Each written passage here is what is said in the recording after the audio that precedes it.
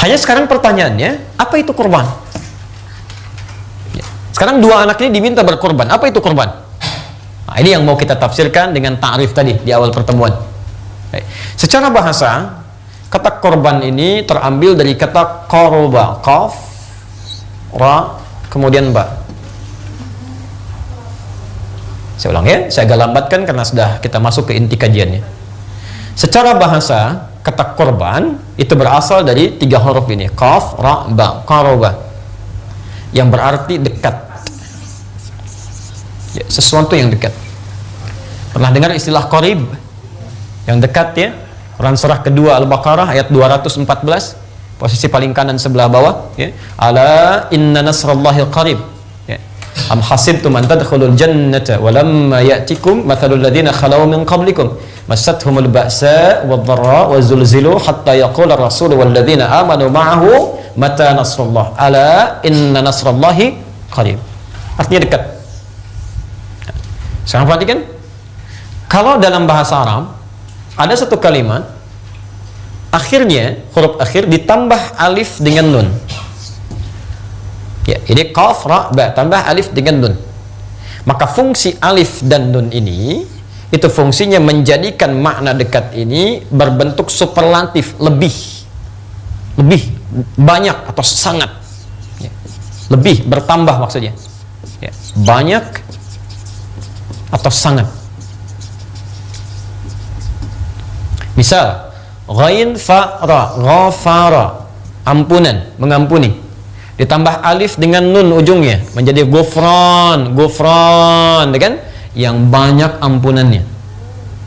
Ya, yang sangat mengampuni, saking banyak ampunannya orang punya dosa seluas langit dan bumi, kalau masih mau tobat Allah ampuni itu.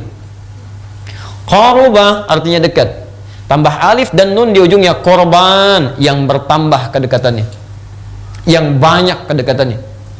Di asal kata korban itu asalnya bukan menyembelih, korban itu asalnya amalan yang dilakukan untuk menambah kedekatan kita dengan Allah Subhanahu wa Ta'ala. Ya, saya ulang ya, korban secara bahasa berarti amalan yang dilakukan untuk menambah kedekatan seorang hamba dengan Allah Subhanahu wa Ta'ala. Untuk menambah kedekatan seorang hamba dengan Allah Subhanahu wa Ta'ala.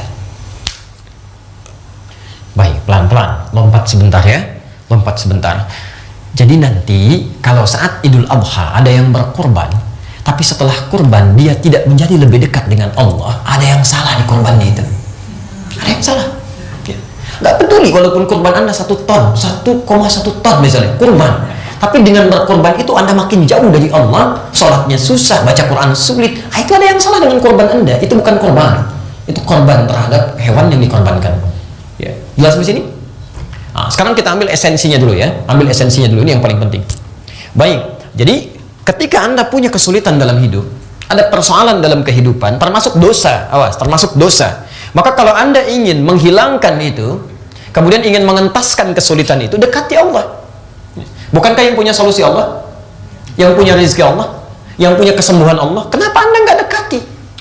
Karena itu semua nabi dan rasul, orang-orang soleh dulu hingga kini, mereka Masya Allah setiap kali punya kesulitan, atau bahkan nggak ada kesulitan pun, rumus mereka tingkatkan kedekatan dengan Allah. Kita ambil contoh, Quran surah ke-21. Kita langsung ambil para nabi dan rasul aja ya. Surah 21 ayat 83 sampai 90 aja. Sampai 90, posisi paling kiri sebelah atas. Usap standar. Ya. Ayat 83 sampai 90. Tadi sebagian sudah Anda tuliskan. Di ayat 90 itu poinnya, 83 dimulai kisahnya. Wa ayyuba idh nada rabbahu. Ada? Idh nada rabbahu rabbi anni massani yadhurru wa anta arhamur rahimin. Ada ayatnya? Masya Allah. Perhatikan kalimatnya. Di situ ada beberapa kisah dituangkan. Semuanya punya masalah. Ya. Awas pelan-pelan ya. Tolong fokus. Ini agak dalam kajiannya. Jadi kita butuh fokus sedikit lebih banyak. Di situ ada beberapa kisah. Ada Ayub yang diuji dengan penyakit. Penyakit ini nggak pernah dialami orang sebelumnya. Tidak akan dirasakan orang setelahnya. Baik. Nanti ada nabi yang masuk ke perut ikan paus. Ya. Yang barangkali tidak akan pernah juga dirasakan oleh orang setelahnya. Masuk perut ikan paus, hidup dalam keadaan yang tidak mudah. Ya. Ada lagi nabi yang belum dikaruniai keturunan. Ya, awas pelan-pelan ya. Jadi berkumpul di sini dan itu bukan biasa, bukan biasa. Belum dikaruniai keturunan dengan keadaan fisiknya sampai sudah sedemikian lemah, rambutnya beruban, dan maaf, istrinya divonis secara medis sudah monofus dan mandul. Kata manusia mustahil. Apa yang mereka lakukan? Masya Allah. Ayat 90-nya di situ. Innahum kanu yusari'una fil khairat wa yad'unana raghaban wa rahaba. Ya, Masya Allah. Apa yang mereka lakukan ketika mereka didapatkan persoalan seperti tadi itu? Mereka malah memperbanyak amal baiknya, mendekati Allah. Ya. Nabi aja punya masalah, Nabi, Rasul, jelas surganya. Punya masalah, punya persoalan yang kata orang mustahil solusinya, masih mendekati Allah. Anda bukan Nabi, bukan Rasul, punya nggak masalah yang tidak lebih berat dibanding mereka. Kenapa jauh dari Allah? Makanya masalahnya nggak pernah tuntas gitu kan? Kan yang punya solusi Allah. Makanya Nabi Ayub pun Masya Allah, saya selalu ulang-ulang kisah ini. Anda bayangkan, dan nanti kita lihat di ujung ayatnya. Nabi Ayub ini ketika diuji dengan penyakit yang luar biasa itu Masya Allah, 7 tahun diuji itu, istrinya sampai berkata, kalau bahasa kita, papa kan Nabi, kenapa nggak minta sama Allah untuk menyembuhkan? Ya. Kata suaminya, berapa lama kita senang? Kata istrinya, 20 tahun. Berapa lama kita diuji begini? 7 tahun. Nanti saja ya, kalau masa sakit ini sama dengan masa senang kita, 20 tahun baru saya minta kepada Allah. Malu rasanya diberikan kesenangan seperti itu, diuji baru seperti ini sudah mengeluh kepada Allah. Malu. Masya Allah. 7 tahun tuh, Anda sakit gigi 7 menit, apa yang dirasakan? Ya Allah, ya Allah, Masya Allah. Itu luar biasa ya. Tapi yang paling menarik, lihat kalimat Qur'annya. Wa ayyuba. Ya. Bukan wa ayyuba. Kalau kalimat normal dalam bahasa Arab, ketika dibuka, itu biasanya menggunakan rafa, dhammah, al-masjidu kabirun, masjidnya besar. Ya. Al-masjid, masjid al-ittihad itu kabir, besar. Harakatnya bukan a. Tapi ini menggunakan a. A itu dhammah apa kasrah? Fathah, bukan dhammah, bukan kasrah, fathah. Ya. Fathah, harakatkan di atas kan? Fathah. A. Baik, apa artinya fathah? Dari kata fataha, terbuka, sesuatu yang terbuka. Iftahil bab, fataha, terbuka.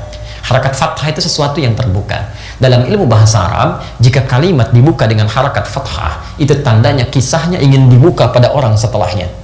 Seakan-akan menyampaikan, hey, ini kami buka kisah Ayub untuk Anda jadikan inspirasi dalam hidup.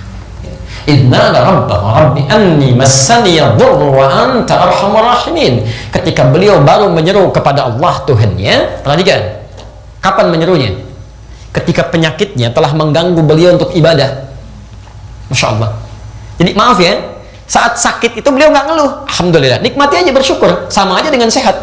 Sakit sehat kan punya Allah. Terserah yang mau nitip, mau dikasih sehat, mau dikasih sakit, terserah yang punya. Ngapain kita protes? Tapi yang paling menarik, beliau nggak ngeluh. Ketika penyakitnya sudah mulai mengganggu ibadah, mau sholat agak susah, gitu kan? Apa yang dilakukan? Baru mengatakan kepada Allah, ya Allah, penyakit ini sudah mengganggu saya untuk ibadah. Jadi minta sembuhnya itu bukan karena pengen sembuh biasa, bukan. Karena ingin ibadah dengan nyaman. Ini adab yang kedua, kalau Anda punya persoalan, ingin memohon kepada Allah, dahulukan dulu kepentingan ibadah. Jangan dunia dulu, susah. Dunia itu gak sebanding dengan akhirat, jauh. Walal akhiratu khairul laka minal ula. Akhirat lebih bagus. Ya. Coba cek, Anda begitu kesulitan membangun rumah, pengen jadi rumah apa pengen dipakai ibadah? Ya kalau pengen cuma jadi rumah aja, mungkin itu yang bikin susah. Kenapa nggak Anda niatkan dengan rumah itu bisa sholat dengan baik di dalamnya, bisa zikir di dalamnya? Anda sampai kredit motor macam-macam. Ada orang nggak kredit, motornya datang sendiri. Masya Allah, gitu kan? Mungkin salah niat tuh. Salah niat gitu kan? Masya Allah. Coba cek lagi. Di ketentuan dalam kehidupan akan menjadi mudah kalau diniatkan sebagai ibadah. Ya. Makanya jawabannya gampang, sederhana. Setelah mengatakan wa anta arhamur rahimin, ya Allah, sedangkan Engkau yang paling sayang kepada saya. Kalau yang paling sayang saja tidak menyembuhkan, lantas kepada siapa lagi saya mesti minta? Kalau Anda berdoa, cari kalimat-kalimat yang menyentuh ya. Semua nabi itu begitu. Ya. Cari kalimat yang menyentuh. Duhai Allah, saya telah mengemban amanah untuk mengandung anak ini ya Allah. Dengan segala kemampuan saya bersabar, saya tahan rasa sakit ini. Mohon ya Allah, setiap rasa sakit yang saya rasakan saat ini ya Allah, dengan izin mohon ganti dengan lahirnya anak yang saleh. Cari kalimat yang menyentuh. Ya. maka itu akan lebih cepat. Maka bahasanya fastajabna, kami langsung kabulkan, disembuhkan itu. Tapi ujung ayatnya, lihat ujung ayatnya. Ketika Allah menyembuhkan beliau itu di ayat ke-84-nya, ujung ayatnya mengatakan wa dzikra lil abidin. Ini mesti menjadi inspirasi, pengingat jadi hamba bagi hamba-hamba setelah itu, setelah Ayub, jika memiliki kesamaan persoalan yang sama. Jadi yang menarik begini, ketika Allah menyembuhkan Ayub, kesembuhannya ini dijadikan sebagai inspirasi bersifat umum. Seakan-akan ada bahasa Quran begini, hey, kalau Anda memiliki persoalan seperti Ayub pun, lakukan seperti yang dilakukan oleh Ayub, kami akan kabulkan. Tapi syaratnya Anda jadi hamba, abid, hamba yang benar, dekati Allah dengan ibadah. Masya Allah, kan ini Ayub punya penyakit tidak pernah dirasakan orang sebelumnya, tidak akan dirasakan orang setelahnya. Jadi kalau ada orang seperti Ayub saja kata Allah akan disembuhkan, apalagi yang nggak seperti Ayub. Coba cek ayat 87-nya. Wa dhannuni idh dhahaba mughadiba, ya, wa dhanna an lan naqdir alayhi fanada fi dhulumati. Ada ayatnya? La ilaha illa anta inni kuntu minadh dhalimin. Baik, lihat kalimatnya.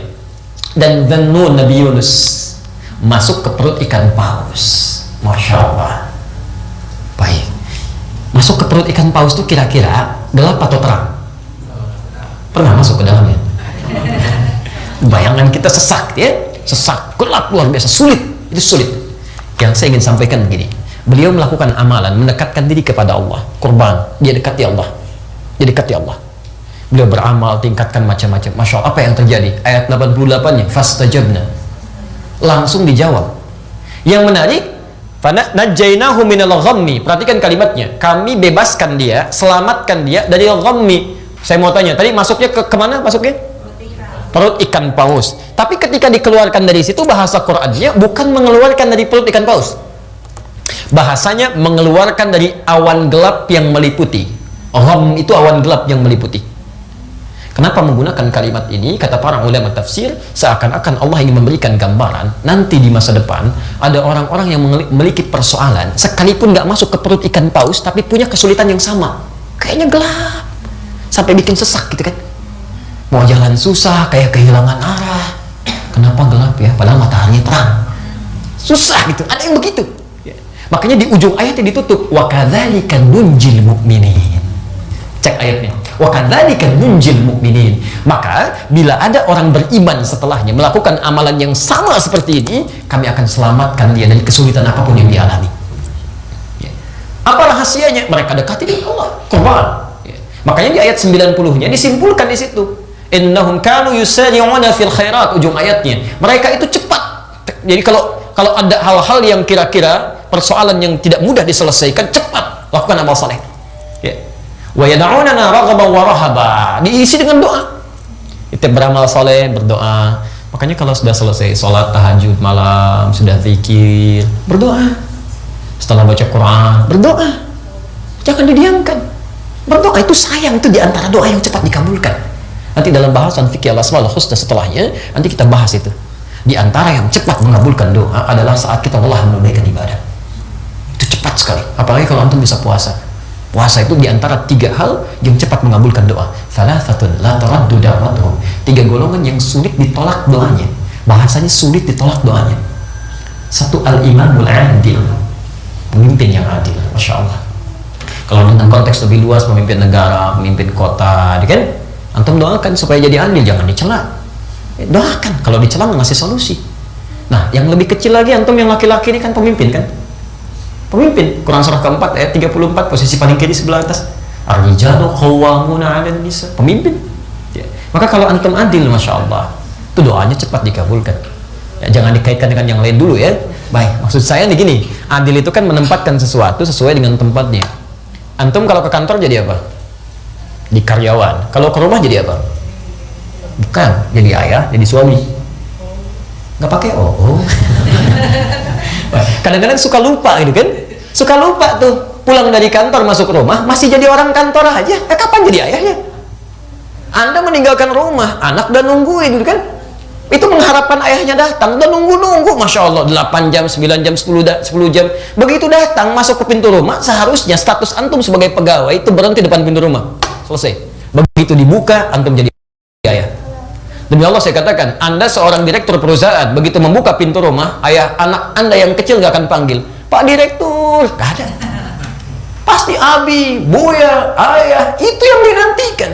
Tiba-tiba datang dengan tasnya, masih sebagai pegawainya, Masya Allah, nggak ada senyumnya, nggak ada macam-macamnya. Udah nanti aja ke mama sana, ke mama sana. Anak udah nunggu-nunggu. Coba deh cek ya, kalau Anda bisa tempatkan itu, Masya Allah. Yang kedua, as-sa'ima hatta yuftira. As-sa'ima hatta yuftira. Orang puasa sampai dia buka. Sampai dia buka. Itu Masya Allah ya. Dan yang terakhir, da'watul mazlum, doa orang yang terzalimi. Jadi kalau antum misalnya ada perasaan tidak enak, arahkan pada doa yang baik. Itu cepat sekali ya. Nah, jadi saya kembalikan bahwa kurban secara bahasa itu dimaksudkan ya dengan kalimat dekat atau lebih dekat, dalam arti pendekatan lebih kepada Allah Subhanahu wa taala. Maka kita teruskan, kita belum selesai bahasannya. Maka keduanya pun mulai berkorban. Saya ingin terangkan dulu, anak pertama tadi itu dikisahkan dalam riwayat profesinya sebagai seorang petani ya, sayuran dia kan. Baik. Yang kedua, dia berprofesi sebagai peternak ya. Dia ternakan hewan di sini, yang ini terkait dengan sayuran. Baik. Maka ketika diperintahkan idz qarraba qurbanan dalam Maidah Quran surah 5 ayat 27, keduanya diminta mendekati Allah dengan melakukan amal saleh berdasar profesinya ini. Ya, berdasar profesinya ya. Baik, mari kita lihat apa yang mereka lakukan. Karena kalau cuma sholat, ini sholat, itu sholat, sama-sama. Ini doa, itu doa. Harus ada yang lebih. Makanya kalau Anda ingin mendekati Allah, cari amalan yang lain yang lebih ya. Orang malam tidur, Anda bangun. Orang siang makan, Anda puasa. Orang baca Quran 10 ayat, Anda 100 ayat. Masya Allah, cepat ya. Jelas sampai sini ya. Orang sholat subuh 2 rakaat, Anda 2 rakaat juga. Jangan sampai Anda jadi 3 ya. Harus sesuai dengan sunnah Nabi SAW ya. Jangan nambah sesuatu yang tidak ada tuntunannya. Wah. Baik, sekarang lihat pelan-pelan sedikit ya.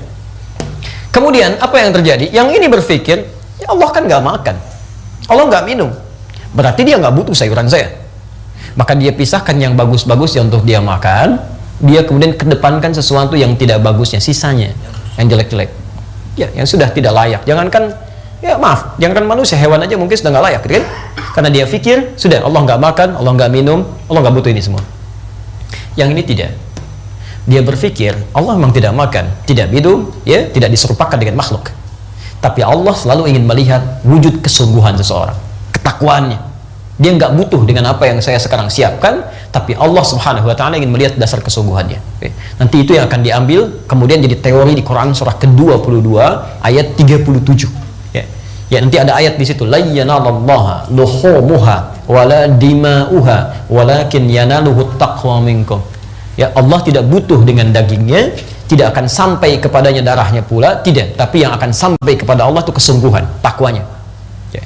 Maka yang ini kemudian menyiapkan hewan terbaiknya, ternak terbaiknya. Pelan-pelan, fokus. Apa yang terjadi?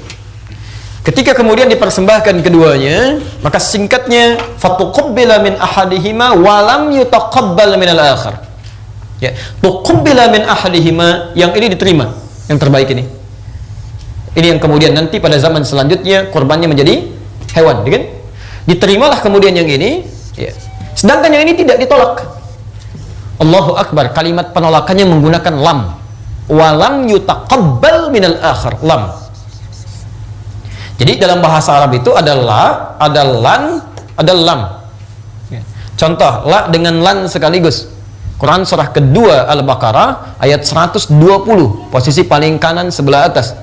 Walan tarada ankal yahudu lan wala an-nasara. Karena alif lamnya syamsiyah dibaca walan nasara. Padahal yang kedua la begini. Wala an-nasara hatta tattabi'a millatahum. Ada lan, ada la. Kalau disebutkan lan, ya, itu untuk menunjukkan nafyul istiqbal, menafikan yang akan datang sampai kapanpun. Ya, orang barat menyebutnya never, gak akan pernah itu, never, gitu kan? Sampai kapanpun susah. Tapi kalau la, ini masih ada peluang. Ya, ada peluang didekati, kan? Ada peluang berinteraksi, ada peluang berubah.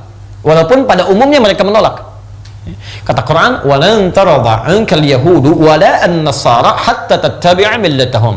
Tipikal orang Yahudi, orang Nasrani itu sulit, nggak akan rela dengan kamu sampai kamu ikut sistem kehidupan mereka. Millah itu bukan agama. Millah itu lebih luas sistem kehidupan. Politiknya harus mereka yang kendalikan, ekonominya harus mereka yang ambil, tekuk lutut kalau bisa. Ya. Jelas sampai sini ya? Itu millah namanya. Nah, kata Quran, ini agak susah yang ini, yang pakai lan nih. Silakan cek. Anda bergaul dengan orang Yahudi, itu nggak mudah. Susah, semua harus dikuasai ini. Tapi Nasrani tidak. Masya Allah. Pernah lihat orang-orang Nasrani masuk Islam? Banyak. Kemarin kami kajian, selesai kajian ada yang masuk Islam. Masya Allah. Tapi ini susah nih. Lan susah. Jadi yang ini membuka peluang masih ada, gitu kan? Yang ini sulit. Never, gitu kan? Never. Nah, tapi kalau lam, hati-hati. Lam itu artinya menafikan maldi wal istiqbal. Dulu dan sampai kapanpun tidak akan pernah. Dulu dan sampai kapanpun. Jadi kalau cuma lan saja artinya nanti sejak peristiwa itu sampai nanti nggak akan terjadi. Tapi dulu mungkin pernah. Ya, dulu mungkin pernah. Kalau ini enggak, dulu pernah, kesini agak susah tapi masih bisa. Kalau ini lam, dulu, tidak, sampai kapanpun tidak akan pernah. Ketika Allah mengatakan tidak diterima korbannya, itu menggunakan lam, bukan la, bukan lan. Artinya kalau menggunakan lan, dulu pernah, sekarang enggak. Kalau menggunakan la, masih ada peluang diterima. Tapi ketika menggunakan lam, sampai kapanpun, dari dulu sampai yang akan datang, orang-orang yang berkorban mendekati Allah beramal saleh dengan hal yang tidak bernilai, tidak akan pernah diterima oleh Allah Subhanahu wa taala. Tidak akan pernah. Jadi hati-hati ya, kaidah Anda ketika Anda ingin mendekati Allah dengan amal saleh, ingin berkorban, maka selalu mencari yang terbaik. Silahkan cek, kita ambil contoh misalnya ya. Kita ambil contoh. Quran surah kedua Al-Baqarah ayat 267 sampai 269. Oke, pelan-pelan. Paling kanan sebelah bawah ya. Temukan ayat wala tayammamul khabitha minhu tunfiqun walastum biakhidhihi illa an tughmidu fi. Baik. Baik, teman-teman sekalian, antum suka infak? Infak, sih kan? Kaidah infak pertama kan Al-Baqarah 215 kan? Baik, posisi paling kanan sebelah bawah. Yas'alunaka madza yunfiqun. Mereka bertanya kepadamu Muhammad, apa yang diinfakkan? Awas, hati-hati ya, teman-teman nih. Kalau mau infak misalnya, apa yang diinfakkan? Qul, lihat kalimatnya. Ma anfaqtum min khair, katakan Muhammad, Quran surah kedua ayat 215, kalau mau infak mesti yang bagus-bagus, yang terbaik. Lihat ya, lihat kaidah kurban, semua amal dirinci mesti yang terbaik. Anda punya uang 100 ribu, 50 ribuan dua, mau infak misalnya kan? Baik, yang satu masih keras, bagus, enak dilihat, yang satu sudah lecek, gak enak dilihat misalnya. Tiba-tiba ada sesuatu misalnya dihadirkan pada infak, ya. Ada orang minta, ada kotak lewat, ada macam-macam, mana yang dimasukin? Kaidah infak bukan yang jelek, bukan yang bagus. Ada kecaman di Quran, wala tayammamul khabitha minhu tunfiqun walastum biakhidhihi illa an tughmidu fi. Jangan sampai kamu memberikan yang paling jelek. Kamu ngelihat aja nggak suka, kenapa diberikan pada orang? Ya. Sama infak itu tidak harus uang ya. Hati-hati, infak tidak harus uang. Infak itu pemberian materi. Makanan itu infak. Ya, pakaian itu infak. Ma ini kuenya udah nggak enak nih, kasih aja sama satpam di depan. Kasih satpam di depan. Antum aja nggak mau lihat, kenapa kasih orang? Jelas ya? Maka dulu ada orang berkorban dalam keadaan yang tidak bagus, Allah nggak akan terima. Semua, termasuk amalan kita. Apa Anda kira semua sholat diterima? Tidak. Bahkan ada yang celaka. Fawailul lil musallin, celaka orang sholat.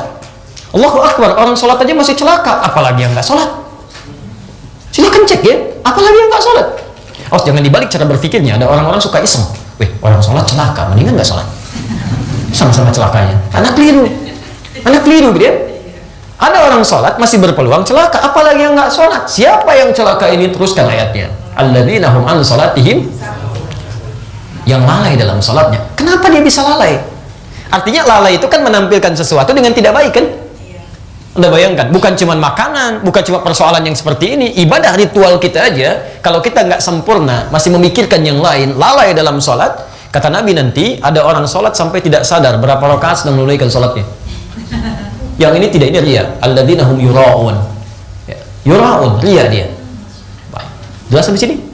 Apa? Jadi dari kaidah yang pertama ini nanti baru turun urutan-urutan fikih. Ya, kalau diturunkan nanti misalnya ke hewan ternak, nanti ada ketentuan-ketentuan.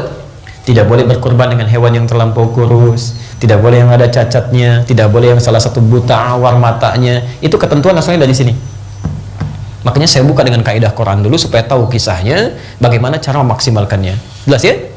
Jadi ketemu di sini asalnya, kemudian apa yang dimaksud dengan kurban, lalu kita temukan kenapa berwujud hewan, yang asalnya dari sini. Jadi syariat kurban yang setahun sekali, tidak menggunakan yang lain kecuali hewan untuk memberikan kesan pada kisah yang dulu pernah terjadi.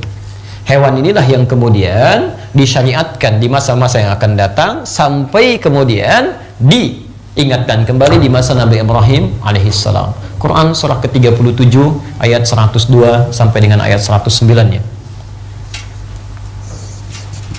Safat ayat 102 sampai 109. Falamma balagha ma'ahu sa'ya. Ada ayatnya? Maka tatkala Ismail telah sampai pada usia yang sudah cukup, baik cukup balik. Ada ayatnya? Baik, qala inni ara fil ya bunayya inni ara fil manami anni adhahuka fanzur madza tara. Maka ayahandanya mulai bertanya kepada anaknya, Masya Allah. Ini mohon izin ya, kita sedikit luaskan bahasannya. Ya, ayahnya mulai berkata, duhai anakku sayang, ada panggilan bunai. Bunai. Jadi ayah ada ibni, ada bunai, itu beda. Sama kayak abi dengan buya, itu lain. Ya, kayak ummi dengan umayyah atau amati, itu beda. Ya. Jadi kalau Anda menyebut misalnya ibni, anakku, itu panggilan biasa, normal. Tapi kalau sudah bunai, itu panggilan sayang. Panggilan sayang. Di ada adab dalam Al-Quran, kalau Anda ingin berinteraksi dengan anak, maka carilah panggilan-panggilan yang menyenangkan bagi dia untuk menerima. Ingin kasih nasihat, panggil panggilan yang menyenangkan dia. Soleh, pintar, baik, sayang, hadirkan itu. Tidak harus panggil bunai, dia malah bingung. Bunai, saya bukan bunai mah, saya Andi kan. Jadi repot di sini ya. Maksudnya cari panggilan yang kira-kira menyenangkan. Ini kalimat umum. Jelas ya? Sama misalnya dengan abi, ya abi. Abi itu panggilan hormat, ayah saya. Panggilan sayangnya buya. Buya itu asalnya panggilan sayang. Buya, ya.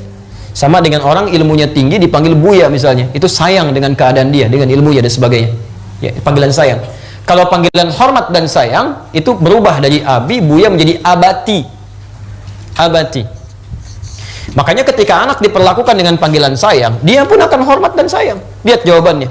Nanti ya abatif alma tu'mar. Ya, silakan lihat jawabannya. Ya, selanjutnya.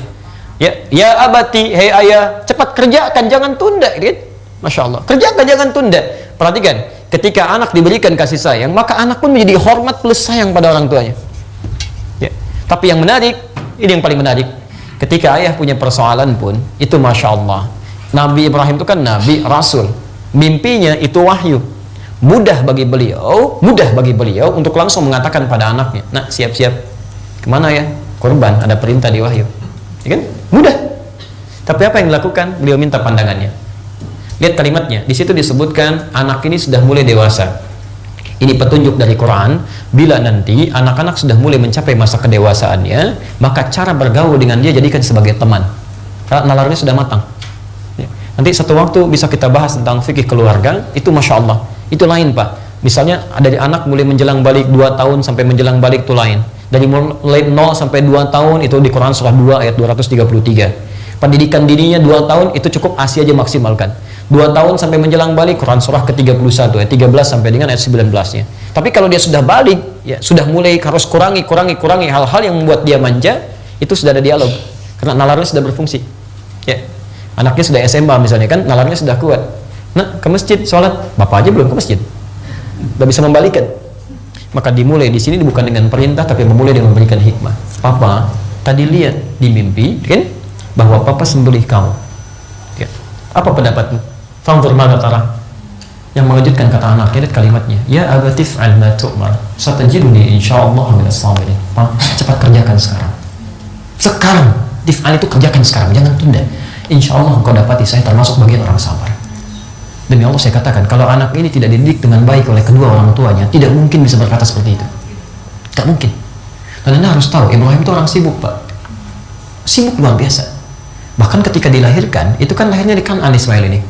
Ya, lahirnya di Palestina itu. Ya, setelah itu diperintahkan oleh Al-Quran, ya, oleh Allah Subhanahu wa taala, dirangkum di Quran surah ke-37 itu, surah 14 itu ayat 37, untuk dibawa pergi ke Mekah. Apa yang terjadi? Ini anak ditinggalkan dengan ibu anaknya di Mekah yang disebutkan di Quran ghairi dzi zar'in, ya, yang tidak ada tumbuhan di situ. Hati-hati, di wadin ghairi dzi zar'in inda baitikal muharram, di satu lembah yang tidak ada tumbuhan. Anda bisa kebayang nggak, bapak di Palestina, anak di Mekah. Jarak Palestina ke Mekah itu kalau sekarang misalnya pakai bis itu kurang lebih sehari 2 malam. Di balik kesibukannya sebagai seorang rasul dan nabi, masih meluangkan waktu untuk nengok anaknya, Pak. Dicek itu. Dia disusui, siapa yang nyusuinya? Main dengan siapa? Bagaimana keadaannya? Masya Allah. Makanya disebut dengan Ibrahim. Kalau bahasa Aramaik itu dari kata Ibrahim yang penyeberang. Suka nyebrang, lihat-lihat, ya, berdakwah, melihat-lihat kondisi anak. Dalam bahasa Arab ada meriwayatkan dari Abun Rahim, bapak yang sangat perhatian, penyayang. Ada nabi, rasul, dekat dengan Allah, disebut Khalilullah, sangat dekat dengan Allah, sibuk luar biasa, masih sempat meluangkan waktu untuk melihat perkembangan anaknya.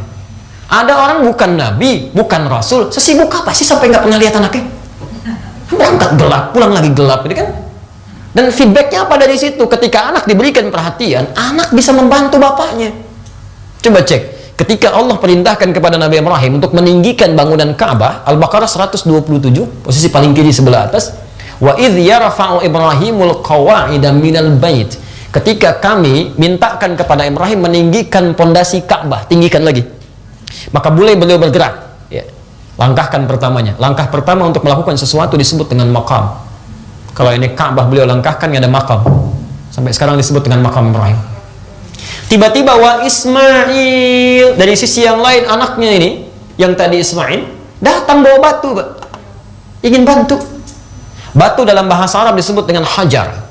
Kalau disusun-susun jadi satu bagian disebut dengan hijr. Kalau menjadi satu ruangan disebut dengan hujrah. Jamaahnya disebut dengan hujurat. Quran surah Al-Hujurat surah 49, kamar-kamar, ruangan. Lalu dia susun-susun itu sisi yang lain. Ya. Maka sampai sekarang dikenal dengan Hijr Ismail. Ya. Nah, sekarang kenapa diakhirkan kalimatnya? Padahal bisa Quran mengatakan misal wa idh yarfa'u Ibrahimu wa Ismailul qawa'id. Kenapa Ismail diakhirkan di sini? Ini untuk menunjukkan kalau ilmu dalam bahasa